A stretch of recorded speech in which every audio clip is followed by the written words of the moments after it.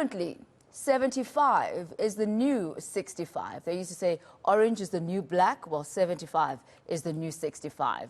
That's the thinking as life expectancy in South Africa increases.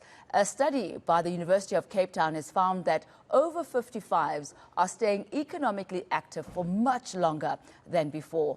That's both by necessity and choice. The Frontrunners report also found that children are staying with their parents for much longer. Now, this increases the financial burden on the over 55 middle class. Let's find out more from the author of the report, Dr. James Lappeman. Good to have you with us this morning.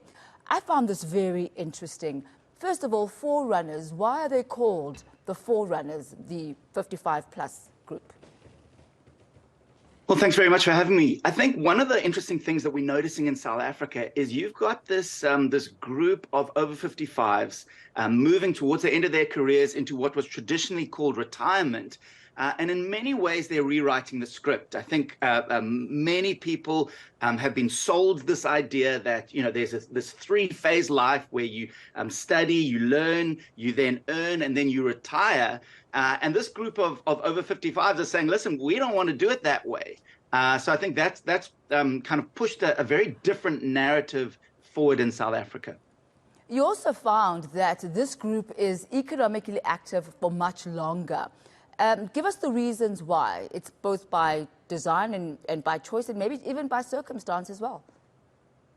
Absolutely. Well, I think, you know, we need to remember that this retirement model that many of us know is about 100 years old, even longer, and was based on kind of an industrialized countries and kind of wanting older people who are slowing down the factory to move out of the factory, out of the production line. And so this idea of retirement came into being. Nowadays, you've got, you know, this extended life. I mean, life expectancy in South Africa has increased by 10 years in the last few decades, which is huge. So people are living longer, but also you mentioned, you know, the financial needs in households to have an extended career has also increased as younger people are struggling to launch their own careers. And so you've got this kind of the situation that's happened where people reach 60, 65, they don't want to stop working. They've got lots of energy. They've got lots of skills. I also think the digital revolution, there's a stereotype around older people being technophobes. And that might have been true in a greater sense maybe 20 years ago. But now you've got this group of over 55 saying, listen, we've used technology and work. We know how it all works, and we can use these tools to extend our careers beyond where the workplace might tell us to stop. So are you saying then that the change and the evolution in the world of work has also facilitated an environment where the 55 pluses are able to contribute a whole lot more and to use the tools to develop themselves and also to, I guess, develop communities? Absolutely, absolutely. I mean, if you think, you know, for a middle-class South African who's been contributing to work, contributing to society, adding value, that doesn't stop at 65, especially if you're healthy. And so what these tools enable is, yes, maybe, you know, through forced work legislation, I've had to stop my formal job, but the opportunities to consult, the opportunities for side hustles, for new businesses, you know, certainly is enabled by technology.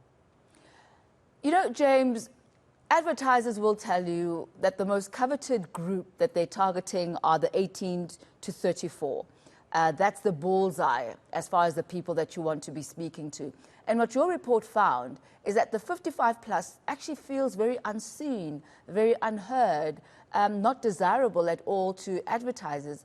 Do you see this changing in light of a report like this? Well, I certainly hope so. I mean, it's one of those funny things. If you think of the over 55s in the middle class, we're talking about the group that has the most wealth in the country. Most of them, especially again in the middle class, I mean, South Africa is a very unequal country, but in the middle class, you're talking about the group that many of them don't have much debt. They've spent their whole careers building up wealth. and they're open to marketing. They're open to changing their brands, to changing their minds, and yet they find so much of the attention is on the younger generation, which in many ways is natural and normal. But as you look at the stats, you realize, wait a minute, that younger generation, they're quite impressionable, but they also don't have that much money. And so from a marketing perspective, we see that as a little bit of a blind spot that I think this report is really opening our eyes to.